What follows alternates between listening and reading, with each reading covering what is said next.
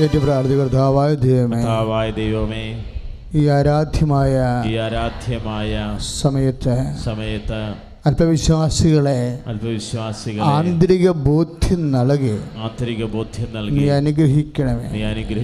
ദേശാന്തരങ്ങളിൽ സാമൂഹ്യ മാധ്യമങ്ങളിലൂടെ ഈ ശുശ്രൂഷ ജീവനോട് പങ്കെടുക്കുന്ന എല്ലാ മക്കൾക്കും ലൈവായി പങ്കെടുക്കുന്ന എല്ലാ മക്കൾക്കും കർത്താവിൻ്റെ പരിശുദ്ധ അമ്മ വഴി ഈശോയുടെ സാന്നിധ്യത്തിന് സമർപ്പിക്കുന്നു. കർത്താവേ, വെന്തുരുകി നിൽക്കുന്ന അങ്ങയുടെ തിരുസന്നിധാനത്തിൽ ഏറെ തിക്കലോടും ഞെരുക്കത്തോടും നിൽക്കുന്ന എല്ലാ മക്കളെയും അവസ്ഥകളെ അങ്ങ് ഏറ്റെടുക്കണമേ. അഭിഷേകം ചെയ്യണമേ, അനുഗ്രഹിക്കണമേ.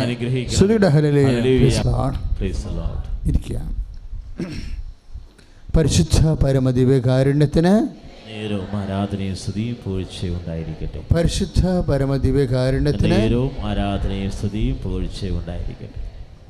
പ്രിയപ്പെട്ടവരെ, അതീവ അനുഗ്രഹപ്രദമായ വലിയ സാക്ഷ്യങ്ങളാണ് നമ്മൾ കേട്ടത്.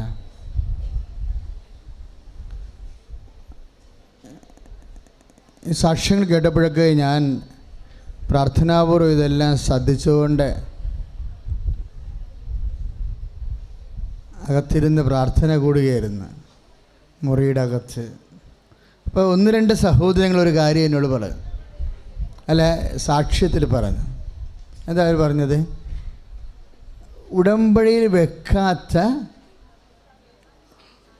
ചില കാര്യങ്ങളും ഉടമ്പടി കാലത്ത് ഞങ്ങൾക്ക് പരിശുദ്ധ അമ്മ സാധിച്ചു തന്നു. അപ്പോൾ മക്കളെ ശ്രദ്ധിക്കേണ്ട. അപ്പോൾ ഈ ഉടമ്പടിയിൽ വെച്ച കാര്യങ്ങളിൽ എന്തോ ധൃതി കൂടിപ്പോയെന്നാണ് അച്ഛൻ മനസ്സിലാക്കിയത്. ചില സാക്ഷ്യം പറഞ്ഞില്ലേ? അപ്പോൾ എന്താ പറഞ്ഞത്?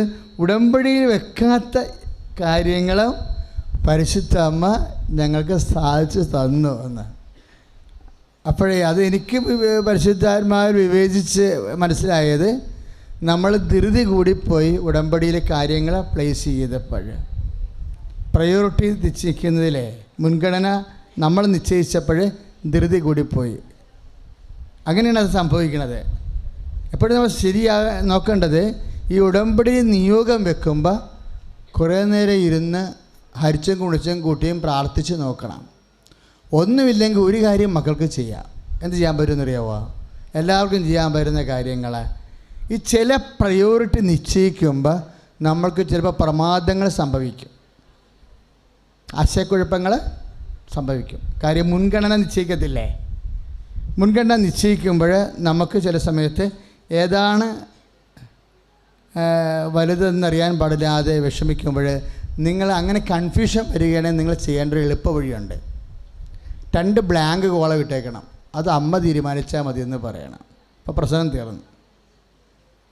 4 നിബന്ധനകൾ എഴുതിയതിന് ശേഷം 2 ബ്ലാങ്ക്, അതായത് ശൂന്യമായ 2 കോളങ്ങൾ 5ഉം 6ഉം ഇട്ടേക്കണം. അത് നമ്പർ ഇട്ടേക്കണം. ഈ എൻ്റെ ജീവിതത്തിൽ അത് അവിടെ എഴുതി വെക്കണം. ഇത് അമ്മ തീരുമാനിക്കുക എന്ന് എഴുതി വെക്കണം അവിടെ. അപ്പോൾ പിന്നെ നമുക്ക് ഈസിയാണ് വിഷയം. അമ്മ തീരുമാനിക്കാമെന്ന് എഴുതി വെച്ച് കഴിഞ്ഞാൽ, ഇപ്പോൾ 2 എഴുതിയില്ലെങ്കിലും 1 അങ്ങനെ വന്നാൽ 1 മക്കൾ എഴുതി വെക്കണം. ഈ വിഷയം എനിക്ക് മുൻഗണന കിട്ടണില്ല, അതുകൊണ്ട് അമ്മ തീരുമാനിക്കുക. അമ്മ തീരുമാനിക്കുക എന്ന് വെച്ചാൽ നമുക്ക് ഒത്തിരിയേറെ അതൊരു മർമ്മമാണ്. അത് വെടിക്കുറ്റിക്ക് തീ കൊടുക്കാൻ പറ്റിയൊരു തിരി നീണ്ടു നിൽക്കത്തില്ലേ, കുറിഞ്ഞിയെന്ന് പറയും. കതിനാക്കുറ്റിക്ക് തീ കൊടുക്കാൻ വേണ്ടി ഒരു മുന ഇങ്ങനെ തിരി, വെടിമരുന്നിൻ്റെ തിരി നീണ്ടു നിൽക്കും. അതുമേലാണ് തിരി കൊടുക്കുന്നത്. ഇതുപോലെ ഉടമ്പടിയുടെ ഒരു കുറിഞ്ഞിയായിട്ട് പ്രവർത്തിക്കാൻ സാധ്യതയുണ്ട്. എന്താ കാര്യം എന്നറിയാവോ? ആ വിഷയത്തിൽ നമ്മളെ പൂർണ്ണമായിട്ടും ദൈവഹിതത്തിന് സമർപ്പിക്കുന്നു. Price the Lord. ആ വിഷയം നമ്മൾ 2 കാര്യം നമ്മൾ ബ്ലാങ്കായിട്ട് ഇടുന്നു. 2 കാര്യം അമ്മയ്ക്ക് തീരുമാനിക്കാൻ വേണ്ടി നമ്മൾ ഓപ്ഷൻ ചെയ്യാൻ. പിന്നെ ഉടമ്പടി പുതുക്കുന്നവരൊക്കെ അങ്ങനെ ചെയ്താൽ മതിയെന്ന് തോന്നണം. എന്താ കാര്യം വെച്ച് കഴിഞ്ഞാൽ നിങ്ങൾ ഇപ്പോൾ കർത്താവിൻ്റെ വചനം എന്താ പറയണത്? ഞാൻ നിന്നെ മുഖത്ത് നോക്കി ഉപദേശിക്കുക, അല്ലേ? നീ നടക്കേണ്ട വഴി ഞാൻ നിനക്ക് പറഞ്ഞു തരാം. അപ്പോൾ ചില കാര്യങ്ങൾ ദൈവം നമുക്ക് പറഞ്ഞു തരണം, അല്ലേ? എന്ന് പറഞ്ഞ് ഞാൻ നിൻ്റെ മുഖത്ത് നോക്കി ഉപദേശിക്കുക. നീ നടക്കേണ്ട വഴി ഞാൻ നിനക്ക് പറഞ്ഞു തരാം. അപ്പം നമ്മുടെ ഭാവി, നമ്മൾ മുന്നോട്ട് പോകേണ്ട വിഷയം ദൈവം തന്നെ പറഞ്ഞു തരാമെന്ന് പറഞ്ഞിട്ടുണ്ട്. അത് വാഗ്ദാനമാണ്. ഉടമ്പടിയുടെ സത്യാവസ്ഥ എന്താണ്? വാഗ്ദാനം, വചനം പാലിച്ച് വാഗ്ദാനം നേടുക എന്നുള്ളതാണ്. അതിൻ്റെ വളരെ സിമ്പിളായിട്ട് പറഞ്ഞ ഉടമ്പടി എന്താ? ദൈവം എപ്പോഴും നമുക്ക് നൽകുന്നത് വാഗ്ദാനമാണ്.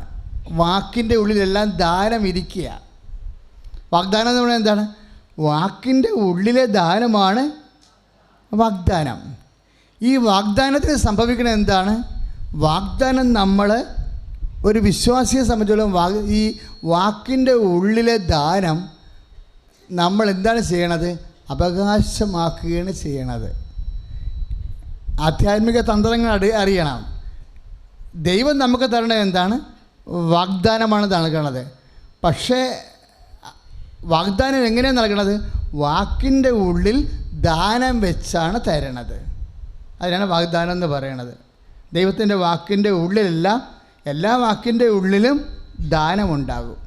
ഇഹത്തിൻ്റെ ദാനമുണ്ടാകും, പരത്തിൻ്റെ ദാനമുണ്ടാകും. അപ്പോൾ ഈ വാഗ്ദാനം നമ്മൾ എന്താ ചെയ്യണത്? വാഗ്ദാനം നമ്മൾ നേടുകയല്ല, വാഗ്ദാനം നമ്മൾ അവകാശമാക്കുകയാണ് ചെയ്യണം. ഇപ്പോൾ ഇലക്ഷനൊക്കെ വരുമ്പോൾ രാഷ്ട്രീയക്കാരും കുറേ വാഗ്ദാനങ്ങൾ നൽകും.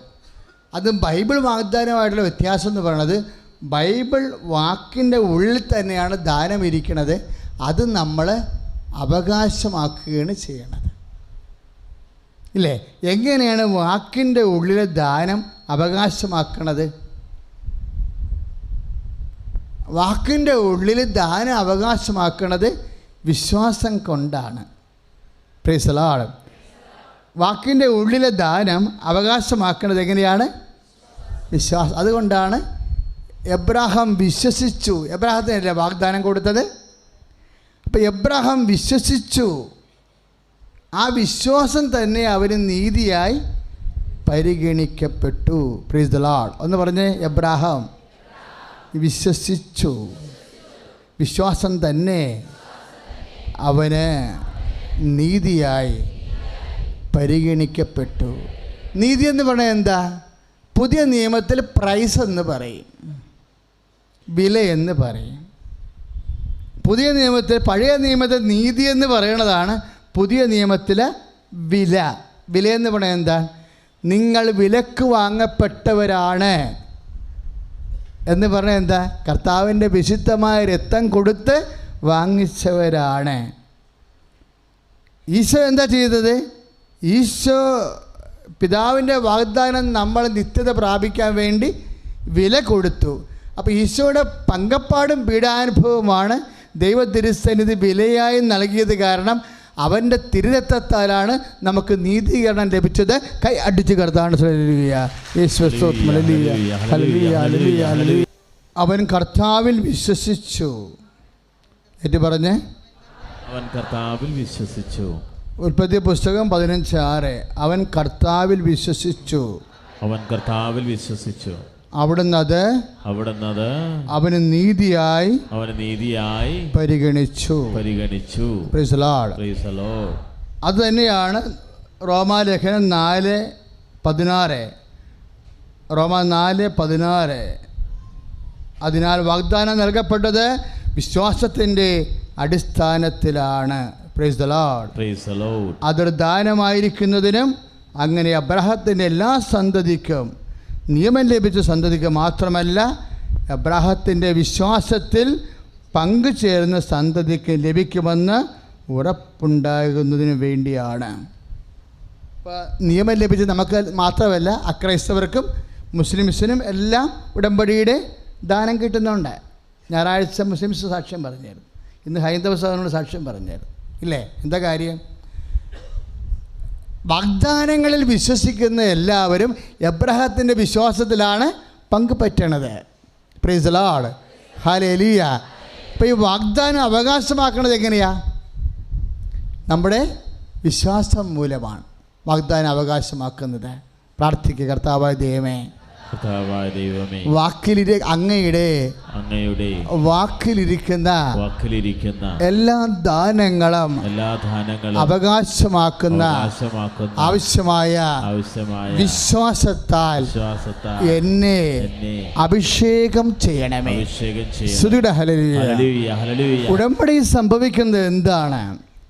ദൈവം എല്ലാ വാക്കിൻ്റെ ഉള്ളിൽ വച്ചിരിക്കുന്ന ദാനങ്ങളെ വിശ്വാസം വഴി നമുക്ക് ലഭിക്കാൻ വേണ്ടി ഉറപ്പുള്ള ഒരു പദ്ധതിയുടെ ഭാഗമാക്കി മാറ്റുകയാണ്. അത് വെറുതെ വിശ്വസിക്കുകയല്ല, അത് കണിശവും കൃത്യവുമായി നമുക്ക് ആ വാഗ്ദാനം പ്രാപിക്കാൻ വേണ്ടി ഉറപ്പുള്ള ഒരു പദ്ധതിയുടെ ഭാഗമാക്കി മാറ്റുന്നു. ആ പദ്ധതിയുടെ പേരാണ് ഉടമ്പടി എന്ന്. അപ്പോൾ ഉടമ്പടി എടുക്കുമ്പോൾ സ്വാഭാവികമായിട്ട് സംഭവിക്കുന്നത് എന്താണ്?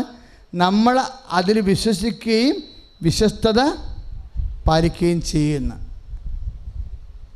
അങ്ങനെ വിശ്വാസം വഴിയും വിശ്വസ്തത വഴിയുമാണ് വാക്കിലെ ഉള്ളിലെ ദാനം റിലീസ് ചെയ്ത് നമുക്ക് അവകാശമാക്കി മാറ്റണത്. അതുകൊണ്ടാണ് സങ്കീർത്തനം പുറപ്പാടിൻ്റെ പുസ്തകം 34:10 ഏറ്റു പറഞ്ഞ് അവിടുന്ന് അരുളി ചെയ്തു. പുറപ്പാടിൻ്റെ പുസ്തകം 34:10 തിരുവചനം. അവിടുന്ന് അരുളി ചെയ്തു, ഇതാ ഞാൻ ഒരു ഉടമ്പടി ചെയ്യുന്നു. ലോകത്തിൽ ഒരിടത്തും ഒരു ജനതയുടെ ഇടയിലും നടന്നിട്ടില്ലാത്ത തരം അത്ഭുതം നിന്റെ ജനത്തിന്റെ മുമ്പിൽ ഞാൻ പ്രവർത്തിക്കും. ലോകത്തൊരിടത്തും ഒരു ജനതയുടെ ഇടയിലും നടന്നിട്ടില്ലാത്ത തരം അത്ഭുതങ്ങൾ നിന്റെ ജനത്തിന്റെ മുമ്പിൽ ഞാൻ പ്രവർത്തിക്കും. Price the Lord. അപ്പോൾ ഉടമ്പടിയുടെ വാഗ്ദാനം എന്താണ്? അത്ഭുതം തന്നെയാണ് എൻ്റെ അടുത്ത് ഉള്ളത്. ഇത് നമ്മൾ എങ്ങനെയാണ് പ്രാപിക്കണത്? എബ്രഹാം പ്രാപിച്ച പോലെയാണ്. വിശ്വാസം ആണ് ഇൻവെസ്റ്റ് ചെയ്യണത്. അപ്പോൾ എപ്പോഴും നമ്മൾ ശ്രദ്ധിക്കേണ്ട വിഷയം, ഇപ്പോൾ ഈ വെള്ളം ചൂടാകണമെങ്കിൽ എത്ര ഡിഗ്രി വേണ്ടി വരുമായിരിക്കും? എത്ര ഡിഗ്രി സെൻറ്റിഗ്രേഡ് വേണം വെള്ളം ചൂടാക്കാൻ? 100. ഈ മണ്ണ് ചൂടാക്കി ഇതുപോലെ ഗ്ലാസ് ആക്കണമെങ്കിൽ എത്ര വേണം? 800. അതാണ് വ്യത്യാസം വേണേ. വെള്ളം ചൂടാക്കാൻ 100 ഡിഗ്രി മതി, അപ്പോൾ തന്നെ വെള്ളം ആവിയായി മാറും. പക്ഷെ മണ്ണ് ചൂടാക്കി, സിലിക്ക ചൂടാക്കി ഗ്ലാസ്സാക്കി മാറണമെങ്കിൽ കുറഞ്ഞത് 3000 വരെ ഉണ്ട്, കുറഞ്ഞത് 800 വേണം. ഇതുപോലെ ഒരു സബ്സ്റ്റൻസിൻ്റെ, ഒരു മെറ്റീരിയലിൻ്റെ അതിൻ്റെ ഘടനയെങ്കിൽ അതിൻ്റെ ശക്തി അനുസരിച്ചിട്ട് ചിലപ്പോൾ വിശ്വാസം കൊണ്ട് ചില സംഭവം ചൂടാകത്തില്ല. പറഞ്ഞാൽ മനസ്സിലായില്ലേ? ചില കാര്യങ്ങൾ വിശ്വാസം കൊണ്ട് ചൂടാകത്തില്ല. അതിനെന്താ വേണ്ടത്? ബോയിൽഡ് ഫെയ്ത്ത് വേണം, തിളച്ച വിശ്വാസം. അതിനാണ് നമ്മളെന്ത് പറയണത്? ബോയിൽഡ് ഫെയ്ത്ത് എന്നൊക്കെ പറയുന്നത് അച്ഛൻ്റെ ടെർമിനോളജിയാണ്. ഞാൻ കാലാകാലങ്ങളുടെ കർത്താവിൻ്റെ കൂടെ നടന്ന് പഠിച്ചെടുത്ത സംഭവമാണ്. ബോയിൽഡ് ഫെയ്ത്ത് എന്ന് പറയണത് മൂത്ത വിശ്വാസം. അതായത് നമുക്കറിയാമല്ലോ, അതിനാണ് നമ്മൾ വിശ്വസ്തത എന്ന് പറയണത്. പക്ഷേ വിശ്വസ്തത എന്ന് പറയുമ്പോൾ വിശ്വസ്തത ഒരു വിഷയം കാലങ്ങളോളം നീണ്ടിട്ട് നമ്മൾ വിശ്വാസത്തിൽ നിലനിന്ന് കഴിഞ്ഞാൽ വിശ്വസ്തതയാകും. പക്ഷേ ശരിക്കും പറഞ്ഞാൽ വിശ്വസ്തത തന്നെ ഈ നമ്മൾ 916, 18 കാരറ്റ്, 20 കാരറ്റ്, 22 കാരറ്റ്, 24 കാരറ്റ് എന്ന വിധത്തിൽ ഇത് മാറ്റുണ്ട്. മാറ്റ് കൂടിയ വിശ്വസ്തതയുണ്ട്, മാറ്റ് കുറഞ്ഞ വിശ്വസ്തതയുമുണ്ട്. ഇപ്പോൾ സ്വർണം 18 എന്ന് പറയുമ്പോൾ അർത്ഥം എന്താ? അതിൻ്റെ അകത്ത് ചേർന്നിരിക്കുന്ന ചെമ്പാണ്. ചെമ്പ് കുറയും തോറും അതിൻ്റെ മാറ്റ് കൂടിക്കൊണ്ടിരിക്കും. 24 എന്ന് പറയുമ്പോൾ തങ്കമായി സംഭവം. തങ്കം പോലത്തെ വിശ്വാസത്തിനാണ് എന്തെന്ന് പറയണത്? വിശ്വസ്തത എന്ന് പറയണത്. അതെന്ത് തങ്കം പോലെ, ഒരു വിശ്വാസം തങ്കം പോലെ ആകണം എപ്പോഴാണ്? ഊതിക്കാച്ചുമ്പോഴാണ്. അതാണ് പത്രോസ് പറയണത്, അഗ്നിശോധനയെ അതിജീവിക്കുന്ന വിശ്വാസം അഗ്നിയെ അതിജീവിച്ച സ്വർണത്തേക്കാൾ വിലയുള്ളതാണ്. ഒന്ന് പറഞ്ഞേ, അഗ്നിശോധനയെ അതിജീവിച്ച സ്വർണത്തേക്കാൾ വിലയുള്ളതാണ് പരീക്ഷണങ്ങളെ അതിജീവിച്ച വിശ്വാസം. അതാണ് 1:10-1:7. സ്തുതിയുടെ ഹല്ലേലൂയ. Hallelujah, hallelujah, hallelujah. കരങ്ങൾ ഉയർത്തിക്കൊണ്ട് സ്തുതിക്കട്ടെ. കർത്താവായ ദൈവമേ, കർത്താവായ ദൈവമേ, അഗ്നിശോധനകളേക്കാൾ അതിജീവിച്ച വിശ്വാസമാണല്ലോ പരീക്ഷകളെ അതിജീവിക്കുന്ന വിശ്വാസം. മനമുയർത്തി സ്വരമുയർത്തിക്കൊണ്ട് സ്തുതിക്കട്ടെ. പരീക്ഷണങ്ങളെ അതിജീവിച്ച് ജീവിക്കാൻ, ജീവിത പ്രതിസന്ധികളെ അതിജീവിച്ച് വയ്ക്കാൻ, അങ്ങനെ സ്വർണത്തേക്കാൾ രത്നത്തേക്കാൾ ശ്രേഷ്ഠമായ വിശ്വാസമായി തീരാൻ കൃപ ചെയ്യണമേ. ഹല്ലേലൂയ.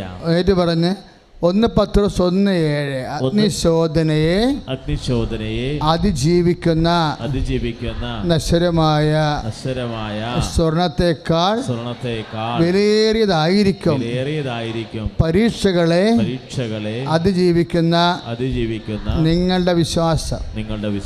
അത് യേശുക്രിസ്തുവിന്റെ പ്രത്യാഗമനത്തിൽ സ്തുതിക്കും മഹത്വത്തിനും ബഹുമാനത്തിനും ഹേതുവാകും. അതിൻ്റെ ഒരു ഗുണം എന്ന് പറയുന്നത്, വിശ്വാസത്തിൻ്റെ മാറ്റുകൂടി വിശ്വസ്തതയായി കഴിഞ്ഞാൽ അതിൽ ഐഹികമായ അനുഗ്രഹം മാത്രമല്ല, നിത്യതയുടെ കൃപയും കൂടി ഉണ്ട്. കാര്യം അഗ്നിശോധനയെ അതിജീവിക്കുന്ന സ്വർണത്തേക്കാൾ വിലയുള്ളതാണ് പരീക്ഷയുടെ അതിജീവിക്കുന്ന വിശ്വാസമെന്ന വിശ്വസ്തത. അതിന് എപ്പോഴാണ് പ്രശംസ ലഭിക്കുന്നത്? നാട്ടു നടപ്പനുസരിച്ച് വ്യവഹാരിക ജീവിതത്തിൽ മാത്രമല്ല, യേശുക്രിസ്തുവിൻ്റെ പ്രത്യാഗമന വേളയിൽ അതിൻ്റെ മാറ്ററിയുന്നീ വിശ്വസ്തത. അപ്പം എൻ്റെ മക്കളൊരു പണി ചെയ്യണം. എന്തെങ്കിലും കാര്യങ്ങൾക്ക് ഓവർ പേയ്മെൻറ്റ് വരുമ്പോൾ വളരെ ശ്രദ്ധിക്കണം. നിങ്ങൾക്കൊന്ന് എക്സ്ട്രാ പേയ്മെൻറ്റ് ചോദിക്കത്തില്ലേ? ഇപ്പം നിങ്ങൾ ഒരു കിലോ അരിക്ക് എന്നാ വില 30 രൂപ എന്ന് വിചാരിച്ചോ, 300 രൂപ ചോദിച്ചാൽ നമ്മളെന്ത് ചെയ്യും? ഇതുപോലെ തന്നെ നിനക്കൊരു ജോലി എന്ന് പറയുമ്പോൾ ചില സമയത്ത് ഇന്നൊരു സാക്ഷി ഇവിടെ കേട്ടില്ലേ, 42ാമത്തെ വയസ്സിൽ വിവാഹം നടന്നു. അപ്പോൾ കൃപാസന ഒരു വിവാഹം അനുഗ്രഹമെന്ന് പറയണത് 34 വയസ്സിന് ശേഷമേ പറയത്തുള്ളൂ. 33 വയസ്സുകാർ കല്യാണം കഴിച്ചെന്ന് പറഞ്ഞാൽ സാക്ഷ്യം പറയിപ്പിക്കത്തില്ല. അതിനാണ് സാക്ഷ്യം നോക്കണത്. ഒരു കൊച്ചുണ്ടായെന്നൊക്കെ പറഞ്ഞാൽ 3 കൊല്ലം കഴിഞ്ഞാൽ 3 കൊല്ലമായിട്ട് കൊച്ചുണ്ടായില്ല, 3ാമത്തെ കൊല്ലം കൊച്ചുണ്ടായെന്ന് പറഞ്ഞാലും സാക്ഷ്യം പറയിപ്പിക്കത്തില്ല. നമുക്കൊരു കണക്കുണ്ട്, 4 കൊല്ലമാണ് നമ്മുടെ കണക്ക്. 4 കൊല്ലത്തിന് ശേഷമുള്ളതെല്ലാം മാത്രമേ ഉടമ്പടി പ്രകാരം അത് മിറക്കിളായിട്ട് നമ്മൾ അംഗീകരിക്കത്തുള്ളൂ. വിവാഹത്തിന് 34 വയസ്സാണ് വെച്ചിരിക്കുന്നത്. ഇപ്പോൾ എന്താ വന്നിരിക്കുന്നത്? എത്രയാണ്? 42 വന്നിരിക്കുന്നത്. 42 വയസ്സെന്ന് പറയുമ്പോൾ നമുക്കറിയാമല്ലോ, ചില ആൾക്കാരൊക്കെ എൻ്റെ അടുത്ത് വരുമ്പോൾ പറയാ, അവർ 21 വയസ്സ് അല്ലെങ്കിൽ 19 വയസ്സിൽ തന്നെ അവിടെ കല്യാണമാകും. 19 വയസ്സിൽ തന്നെ കല്യാണമാകും. അത് ഒരു പ്രാർത്ഥനയും ഇല്ലാതെ കല്യാണം ആകണതാണ്. മനസ്സിലായില്ലേ? ഒരു പ്രാർത്ഥനയും ഇല്ലാതെ 19 വയസ്സായപ്പോൾ തന്നെ കല്യാണമാകും. ചില ആൾക്കാർക്ക് 19, 29, 39 കല്യാണമാകുന്നില്ല. ചില മണ്ടന്മാരൊരു പരിപാടി കാണിച്ചു വെച്ചിട്ടുണ്ട്. ഇപ്പം അവർ കല്യാണത്തിന് വേണ്ടി പ്രാർത്ഥിക്കണില്ല. അതായത് ഈ പ്രാക്ടിക്കൽ എത്തീസം എന്ന് പറയും, പ്രായോഗിക നിരീശ്വരവാദം. ഒരു കാലത്ത് നമ്മളൊരു വിഷയത്തിന് വേണ്ടി പ്രാർത്ഥിക്കുകയും പിന്നീട് കുറേ നാൾ കഴിഞ്ഞപ്പോൾ പ്രാർത്ഥന നിർത്തിക്കളയുകയും ചെയ്യും. അവർ നിരീശ്വരവാദികളാണ്. കൊന്തയൊക്കെ ഇട്ട് വലിയ ഉടമ്പടിയൊക്കെ എടുത്ത് നടക്കുമെന്നല്ലാതെ ആ വിഷയത്തിന് വേണ്ടി പ്രാർത്ഥിച്ചിട്ടില്ല. എന്താ പ്രശ്നം എന്ന് വെച്ച് കഴിഞ്ഞാൽ, ഇപ്പം നിൻ്റെ കല്യാണമോ വീടോ വിവാഹമോ ജോലിയോ അതൊക്കെ കുറേ പ്രാർത്ഥിച്ചതാണ്, ഇപ്പം ഞാൻ നിർത്തി. ഇപ്പം ചില പറഞ്ഞു, ഞാനിപ്പോൾ ഒരു പള്ളിയിലും പോണില്ലെന്ന് പറഞ്ഞില്ലേ, പ്രാർത്ഥിച്ച് മടുത്ത് നിർത്തിയെന്ന് പറഞ്ഞില്ലേ. ഇവരാണ് ഈ പ്രാക്ടിക്കൽ എത്തീസ്റ്റ് എന്ന് പറയണത്. പ്രാക്ടിക്കൽ എത്തൈസം എന്ന് പറയുന്ന പ്രായോഗിക നിരീശ്വരന്മാർ. എന്താ പ്രശ്നം വെച്ച് കഴിഞ്ഞാൽ ഇവർക്ക് എന്താ സംഭവിച്ചിരിക്കണത്? ഇവർ ടൈം ഫിക്സ് ചെയ്തിരിക്കുക ജോലിക്ക്. ഇവരുടെ ടൈം ആരാ ഫിക്സ് ചെയ്തിരിക്കണത്? ഒന്നെങ്കിൽ നാട്ടു നടപ്പനുസരിച്ചുള്ള സാമൂഹ്യമായ പൊതു നിലപാടിൽ ഉണ്ടാകുന്ന സമയം. ഇന്ത്യയിൽ അതെവിടെ എത്രയാണ്? ഇന്ത്യയിൽ 23 വയസ്സാണ്, 24 വയസ്സാണ് ഒരു കല്യാണ ടൈമുള്ളത്. യൂറോപ്പിൽ 35 വയസ്സാണ്. പറഞ്ഞ മനസ്സിലായില്ലേ? അപ്പോൾ ഓരോ രാജ്യത്തെയും കല്യാണത്തിന് ഓരോരോ ടൈമാണ്. പണ്ടൊക്കെ ഇവിടെ ശിശുവിവാഹം വരെ ഉണ്ടായിരുന്ന രാജ്യമാണിത്, ഇല്ലേ? അപ്പോൾ ഓരോരോ കാര്യങ്ങൾക്ക് രാജ്യങ്ങൾക്ക് ഓരോ സംസ്കാരത്തിനും ഓരോരോ ജീവിത വ്യാപാരങ്ങൾക്ക് ഓരോ സമയം ആര് നിശ്ചയിച്ചതാ? നാട്ടുകാരെ നിശ്ചയിച്ചതാണ്. ഇപ്പം നീ എന്താണ് ഈ സമയമായി ഇപ്പോൾ പ്രാർത്ഥിക്കണില്ലെന്ന് പറയണത്? ജോലിക്ക് വേണ്ടി നീ പ്രാർത്ഥന നിർത്തി. ഇപ്പോൾ പൊള്ളത്തേക്കാരത്തിൻ്റെ ഒരു സാക്ഷി യൂട്യൂബിൽ കിടക്കുന്നുണ്ട്.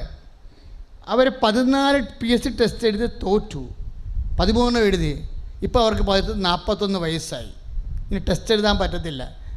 ലാസ്റ്റ് ടെസ്റ്റ് കാസർഗോഡ് പോയി ചെയ്തേച്ച് എന്നോടൊന്ന് ചോദിച്ചേ, എന്താ അച്ഛാ രക്ഷപ്പെട്ട് പോരുമോ? അപ്പോൾ ഞാനൊന്നും മിണ്ടിയില്ല. കാര്യം എന്താ, ടെസ്റ്റിന് കുഴപ്പമുണ്ട്, അതാ മിണ്ടാതിരുന്നത്. പക്ഷേ ഞാൻ ആ ചാപ്റ്റർ ക്ലോസ് ചെയ്യത്തില്ല. ഞാൻ മിണ്ടിയില്ലെന്ന് പറഞ്ഞുകൊണ്ട് എൻ്റെ ഉദ്ദേശം അത് കിട്ടത്തില്ലെന്നല്ല അർത്ഥം. അത് പ്രെയർ ചെയ്താൽ ദൈവം നേരിട്ട് ഇടപെടേണ്ട ഒരു വകുപ്പാണ് തന്നതിൻ്റെ അർത്ഥം. അതുകൊണ്ട് നീ വന്ന് നേരെ അമ്മയോട് പറഞ്ഞിട്ട് സാക്ഷ്യം പറയാമെന്ന് പറഞ്ഞിട്ട് പോയിക്കൊള്ളാൻ പറയും. അവളോട് അങ്ങനെ തന്നെയാണ് പറഞ്ഞിരിക്കണത്. എന്നിട്ട് എന്നാ സംഭവിച്ചിരിക്കണത്? 8 പേരാണ് എൻ്റെ സെലക്ഷൻ വന്നിരിക്കുന്നത്. ഒരു സീറ്റേ ഉള്ളു. അവസാനം മെമ്മോ വന്നപ്പോൾ അവൾക്ക് മാത്രം വന്നു. അപ്പം നിങ്ങൾ ചോദിക്കും, 24 വയസ്സുകാർക്ക് PSC ജോലി കിട്ടിയല്ല, അവരല്ലേ സാക്ഷ്യം പറയേണ്ടതെന്ന് ചോദിച്ചു. ഈ 41 വയസ്സുകാരത്തെയാണ് സാക്ഷ്യം പറയേണ്ടതെന്ന് ചോദിക്കും. ഇവിടെ എന്താ പ്രശ്നം വന്നിരിക്കണമെന്ന് വെച്ച് കഴിഞ്ഞാൽ, ഇവൾക്ക് ജോലിക്ക് വേണ്ടി 1 കിലോ അരിക്ക് 30 രൂപ ഉള്ളെങ്കിൽ ഇവൾ 300 രൂപ കൊടുത്തിരിക്കുകയാണ്. എൻ്റെ മക്കൾ മനസ്സിലാക്കുന്നുണ്ടോ ഞാൻ പറയണത്? സമയമാണ് വിഷയം. ഇവിടുത്തെ കൃപാസനത്തിൽ പ്രത്യക്ഷപ്പെട്ട മാതാവ് സമയത്തിൻ്റെ അധികാരിയാണ്. സമയത്തെക്കുറിച്ച് മാതാവിന് ഈ ധ്യാനം കേന്ദ്രത്തിൽ നിന്നുകൊണ്ട് ലോകത്തിനോട് ഒത്തിരി സംസാരിക്കാനുണ്ട്. മനുഷ്യൻ ഫിക്സ് ചെയ്ത സമയമാണ് നിൻ്റെ നിരാശയുടെ അടിസ്ഥാനം. നാട്ടുകാർ ഫിക്സ് ചെയ്ത സമയമാണ് നിൻ്റെ നിരാശയുടെ അടിസ്ഥാനം. നാട്ടുകാർ പറഞ്ഞ് ചെറുക്കനായി കഴിഞ്ഞാൽ 25 വയസ്സ് കല്യാണം കഴിക്കണമെന്ന് പറഞ്ഞു. അപ്പോൾ 25 വയസ്സ് കഴിഞ്ഞ് 26 വയസ്സ് കഴിഞ്ഞ് 27 വയസ്സിൽ കല്യാണം ആയില്ലെന്നുണ്ടെങ്കിൽ നീ പ്രാർത്ഥന നിർത്തി. നീ പ്രാർത്ഥന നിർത്തിയത് എന്തിൻ്റെ വകുപ്പിലാണ്? നാട്ടു നടപ്പനുസരിച്ച് കൊണ്ട് ദൈവം പ്രവർത്തിക്കേണ്ട സമയമായപ്പോൾ നീ 1 കൊല്ലം കൂടി ദൈവത്തെ അനുവദിച്ചു കൊടുത്തുകൊണ്ട് നീ ആ ഫയൽ ക്ലോസ് ചെയ്തു. നീ ഫയൽ ക്ലോസ് ചെയ്യുമ്പോൾ വരാൻ പോകുന്ന പ്രശ്നം എന്താണെന്നറിയാവോ? അതായത് നിത്യതയ്ക്ക് വേണ്ടിയുള്ള ദൈവത്തിൻ്റെ നിനക്ക് വരുമാന മാർഗം കിട്ടാനുള്ള വാതിൽ നീ അടച്ച് കളയുകയാണ്. ദൈവം എങ്ങനെയാണ് ഉണ്ടാകണം? ഇത് നിൻ്റെ നിത്യതയെ ദൈവം സംരക്ഷിക്കണേ എങ്ങനെയാണ്? ഇപ്പോൾ എഴുതി വെച്ചിരിക്കണല്ലേ? എന്നാ എഴുതി വെച്ചിരിക്കണത്? അതായത് അഗ്നി പരീക്ഷകളെ ഏറ്റവും പ്രധാനപ്പെട്ട വചനം 1 പത്രോസ് 1:8 എന്താണ്? അത് യേശുക്രിസ്തുവിൻ്റെ ഒന്ന് പറഞ്ഞ അത് യേശുക്രിസ്തുവിൻ്റെ പ്രത്യാഗമന വേളയിൽ സ്തുതിക്കും മഹത്വത്തിനും ബഹുമാനത്തിനും ഹേതുവാകും. അതായത് എന്താണ് ഹേതുവാകാൻ പോണത്? നിൻ്റെ വിശ്വസ്തതയാണ് ഹേതു. നിൻ്റെ വിശ്വാസമല്ല. വിശ്വാസം അനുഗ്രഹത്തിന് വേണ്ടിയുള്ളതും വിശ്വസ്തത കൃപയ്ക്ക് വേണ്ടിയുള്ളതുമാണ്. കൃപ നിത്യതയ്ക്ക് വേണ്ടിയുള്ളതാണ്. കൈയടിച്ച് കർത്താവിനെ അപ്പോൾ ദൈവവേദനെ നിൻ്റെ ശാരീരിക രോഗമാകാം, നിൻ്റെ ജോലിയാകാം, നിൻ്റെ വിവാഹമാകാം, നിൻ്റെ കുഞ്ഞിന് ലഭിക്കുന്ന സന്താന സൗഭാഗ്യമാകാം. ഏതെങ്കിലും വിഷയത്തിൽ ദൈവം നിന്നോട് ഹെവി ഡ്യൂട്ടി ഈടാക്കുന്നുണ്ടെങ്കിൽ, മനസ്സിലായില്ലേ? ഹെവി ഡ്യൂട്ടി, ദൈവം ഹെവി ഡ്യൂട്ടി ഈടാക്കുന്നുണ്ടെങ്കിൽ അതാരോടായിരിക്കും? ബുദ്ധിയുള്ള ദൈവപൈതലെ ആലോചിച്ച് പരിശുദ്ധാത്മാവോട് ചോദിക്കുക. ദൈവം ഹെവി ഡ്യൂട്ടി ഈടാക്കുന്നുണ്ടെങ്കിൽ അതാരോടായിരിക്കും? അതാണ് പ്രശ്നം. എന്താ കാര്യമെന്നറിയാവോ? അതായത് നമ്മുടെ ഭാരം നമ്മൾ ഏറ്റവും കൂടുതൽ കൊടുക്കുന്നത് ആർക്കായിരിക്കും? സ്വന്തം അമ്മയ്ക്കായിരിക്കും, അല്ലേ? നമ്മ കെട്ടിച്ച് വിട അമ്മ പറയും, എടി നിൻ്റെ 3 മക്കളെയും വളർത്തിയത് ഞാനാണെന്ന് പറയും. നിന്നെ വളർത്തി ഇങ്ങനെ ഇത്രയും ആക്കി നിന്നെ കെട്ടിച്ച് വിട്ടപ്പോൾ ഞാൻ ഓർത്ത് എനിക്ക് സമാധാനമായെന്ന്. ഇപ്പം നീ കെട്ടിയപ്പോഴാണ് എൻ്റെ ഭാരം പിന്നെയും കൂടിയത്. അപ്പോൾ അവൾ ചോദിക്കും, പിന്നെ അമ്മ വളർത്താം, പിന്നെ ആര് വളർത്താമെന്ന് ചോദിക്കും. അപ്പോഴും അമ്മയോട് അവൾ സമാധാനം പറയത്തില്ല. അവൾക്ക് ജോലിക്ക് പോകണം, വേറെ മാർഗ്ഗമില്ല. പിന്നെ അമ്മ വളർത്താതെ ആരെ വളർത്താനാ? അമ്മ മരിക്കണ ഒരു കാലത്ത് മരിച്ചു കഴിഞ്ഞ് നമ്മൾ ഒറ്റയ്ക്കിരിക്കുന്ന സമയമുണ്ട്. കാര്യം നമ്മുടെ 2 മക്കളെയും വളർത്തി തന്നിട്ടും നമ്മളെപ്പോഴും വിചാരിക്കും അമ്മയ്ക്ക് എന്തെങ്കിലും കാര്യമായിട്ട് ചെയ്യണം. കാര്യം എന്നെയും വളർത്തി, എൻ്റെ 2-3 കുഞ്ഞുങ്ങളെയും വളർത്തി, ആ കയ്യിലിട്ട് വളർത്തിയതാണ്. ഒത്തിരി ഉറക്കവും നിന്നതാണ്. ഒത്തിരി വേദന അനുഭവിച്ചും വലിവ് പിടിച്ചും വാദപ്പനി പിടിച്ചും ഒക്കെ ഇരിക്കുമ്പോഴും അമ്മ താങ്ങിയതാണ്. അമ്മയെ ഏതെങ്കിലും സമയത്ത് ഒന്ന് സന്ധിക്കണം എന്ന് പറഞ്ഞൊക്കെ തീരുമാനിച്ചെടുക്കുമ്പോഴാണ് അമ്മ പോയി. ആങ്ങളെ വിളിച്ച് പറഞ്ഞു, ഇടി അമ്മ പോയിടി എന്ന് പറഞ്ഞു. തീർന്നു. അപ്പം നമ്മൾ കരയുമ്പോൾ നമ്മുടെ ആത്മാവ് കരയും, കണ്ണ് മാത്രമല്ല ആത്മാവ് കരയും. ഇനി ഏത് ലോകത്ത് വെച്ചാണ് എൻ്റെ അമ്മയ്ക്ക് ഞാൻ അമ്മയുടെ കഷ്ടപ്പാടുകൾക്കെല്ലാം അമ്മേ ഞാനിനി എങ്ങനെ പ്രത്യുത്തരം നൽകും? അപ്പം നിന്നോട് ഈശോ പറയും, ഇനി പ്രത്യുത്തരം നൽകേണ്ടതെല്ലാം ഞാനാണ്. അതാണ് കർത്താവ് പറയണത്. അത് നിൻ്റെ വിശ്വസ്തത. യേശുക്രിസ്തുവിൻ്റെ പ്രത്യാഗമന വേളയിൽ ഒന്ന് പറഞ്ഞ്, അവൻ സ്തുതിക്കും മഹത്വത്തിനും ബഹുമാനത്തിനും ഹേതുവാകും. അപ്പം ഹെവി ഡ്യൂട്ടി, മക്കളെയും വളർത്തി പേരക്കിടാങ്ങളെയും വളർത്തുന്ന ഹെവി ഡ്യൂട്ടി ഉണ്ട്. ചില ആൾക്കാർ ഹെവി ഡ്യൂട്ടി ചെയ്യണത് സ്വന്തം ജീവിതത്തിൽ. എൻ്റെ അച്ഛ ഒന്നും പറയണ്ട, ഒരു 10 പ്രാവശ്യം ജോലി കിട്ടാനുള്ള പ്രാർത്ഥന ഞാൻ പ്രാർത്ഥിച്ചിട്ടുണ്ട്. 10 പെണ്ണും പിള്ളേരെ കെട്ടാനുള്ള പ്രാർത്ഥന ഞാൻ കല്യാണത്തിന് വേണ്ടി പ്രാർത്ഥിച്ചിട്ടുണ്ട്. ഇപ്പോൾ എനിക്ക് വയസ്സ് 37 ഇപ്പോൾ ഒരു പല്ല് വരെ ആടി നിൽക്കണം. ഇനി ഏത് പെണ്ണ് എങ്ങാനും ഈ പല്ല് അടർന്ന് പോണ മുമ്പ് ഒരു പെണ്ണ് കാണാൻ പോയാൽ മതിയായിരുന്നു. കാര്യം മുമ്പിലത്തെ പല്ലട ഇടിയ അങ്ങോട്ട് എവിടെയോ വീണ് ചതവ് വന്നിരിക്കണതേ. അപ്പോൾ ഈ പല്ലിന് പെണ്ണ് കാണാൻ പോകുമ്പോൾ എങ്ങാനും ചിരിക്കേണ്ടി വന്നു കഴിഞ്ഞാൽ പണി കിട്ടും. കാര്യം എന്താ, പല്ലിന് പെപ്പ് പോലാണെങ്കിൽ കളർ വ്യത്യാസം ഉണ്ടാവും. ഇപ്പോൾ മുടി നിരക്കുകയാണെങ്കിൽ നമ്മൾ ഡൈ കൊണ്ട് അഡ്ജസ്റ്റ് ചെയ്യാമെന്ന് വിചാരിക്കാം കുറച്ചെങ്കിലുമൊക്കെ. പക്ഷെ കൊഴിയാൻ തുടങ്ങിയാൽ എന്നാ ചെയ്യും? ഇപ്പം കൊഴിയാൻ തുടങ്ങിയപ്പോൾ പേടിയായി. അപ്പോൾ അമ്മ പറയും, എടി അപ്പം അമ്മയോട് പറയുമ്പോൾ അമ്മ പറയും, സാരമില്ലടാ, ഇപ്പോഴത്തെ പെമ്പിളൊക്കെ കഷണ്ടിക്കാരെ ഭയങ്കര ഇഷ്ടമാണെന്ന് പറയും. അമ്മ പിന്നെ അല്ലാതെ പിന്നെ എന്ത് സമാധാനിക്കാനാണ്? അമ്മ എന്നിട്ട് അടുക്കളയിൽ പോയിരുന്നുണ്ട്, കർത്താവ് ഒരു സമാധാനത്തിന് വേണ്ടി പറഞ്ഞതാണ്, എൻ്റെ മകനൊരു പെണ്ണ് കൊടുത്തേക്കണേ. അമ്മ അടുക്കളയിൽ കർത്താവിനോട് രഹസ്യം പറയണതാണത്. അമ്മക്കൊണ്ട് ബുദ്ധിമുട്ട്, മകൻ്റെ മുടി കൊഴിഞ്ഞു പോകുന്നത്. ഇതൊന്നും നിസ്സാര കാര്യമല്ലെന്നാണ് ഈശോ പറയണത്. ഈശോ ഇറങ്ങി വന്നപ്പോൾ പറഞ്ഞിട്ടുള്ള കാര്യങ്ങൾ, നിൻ്റെ മൈന്യൂട്ടെന്നും പറഞ്ഞൊരു കാര്യമില്ല മകനെ, എനിക്കെല്ലാം ഗൗരവമുള്ള കാര്യങ്ങളാണ്. നിൻ്റെ മുടി കൊഴിയണ ഞാൻ അറിയുന്നു, നിൻ്റെ മുടി കറുപ്പിക്കണതും വെളുപ്പിക്കണതും ഞാൻ അറിയുന്നു. കൈ അടിച്ച് കർത്താവ് പരമദിവ്യകാരുണ്യത്തിന് നേരവും ആരാധനയും സ്തുതിയും പുകഴ്ചയും ഉണ്ടായിരിക്കട്ടെ. ഇപ്പം എന്താ പരിശുദ്ധാത്മാവ് അച്ഛനിലൂടെ പറഞ്ഞുകൊണ്ടിരിക്കുന്നത്? മകനെ ഹെവി ഡ്യൂട്ടി ആയിട്ട് തോന്നണുണ്ടെങ്കിൽ, നീ അത് അക്സെപ്റ്റ് ചെയ്യുന്നുണ്ടെങ്കിൽ, ഇപ്പോൾ ഒരു ജോലിക്കും അല്ലെങ്കിൽ ഒരു വിവാഹത്തിനും ഒരു കുഞ്ഞിനും ആവശ്യമായ പ്രാർത്ഥന, അതിന് പ്രാർത്ഥന പോലും ആവശ്യമില്ലെന്നാണ് ഈശോ പറഞ്ഞത്. ഞാൻ കർത്താവിൻ്റെ ചില വചനം വായിക്കുമ്പോൾ എനിക്ക് ചിരി വരും. പണ്ട് തുഗ്ലക്കെന്നും പറഞ്ഞൊരു രാജാവുണ്ടായിരുന്നു ഇന്ത്യയിൽ. രാഷ്ട്രീയക്കാരെന്തെങ്കിലും ഭരണത്തിന് എന്തെങ്കിലും ബുദ്ധിമോശം കാണിക്കുമ്പോൾ ആൾക്കാരെ വിളിച്ച് ആക്ഷേപിച്ച് പറയണതാണ് തുഗ്ലക്ക് ഭരണമാണെന്ന് തോന്നണമെന്ന്. തുഗ്ലക്കിൻ്റെ പ്രത്യേകത എന്താ? തുഗ്ലക്ക് കുറേ നിയമം കൊണ്ട് വരും, പൊട്ട നിയമങ്ങൾ. എന്നാ കൊണ്ടുവന്നത്? ഈ രാജ്യത്ത് കുതിര ഉള്ളവരെല്ലാവരും, അന്ന് കാറല്ലല്ല കുതിരയല്ലേ, ഇപ്പോൾ തുഗ്ലക്കൊരു നിയമം കൊണ്ടുവന്നു, ഈ രാജ്യത്ത് കുതിര ഉള്ളവരെല്ലാവരും 5 രൂപ കപ്പൻ കൊടുക്കണം. അപ്പോൾ കുഴപ്പമില്ല, കുതിര ഉള്ളവർ 5 രൂപ കപ്പം കൊടുക്കണം. പിന്നെ അതിൻ്റെ അടിയിൽ എഴുതി ചേർത്ത് അതുപോലെ കുതിരയില്ലാത്തവർ വന്നു. പിന്നെ ഈ കപ്പത്തിൻ്റെ കുതിരക്ക് എന്താ പ്രസക്തി? ഇപ്പോഴും അതുപോലെ ഒരു വചനം ഇതിൻ്റെ അകത്തുണ്ട്.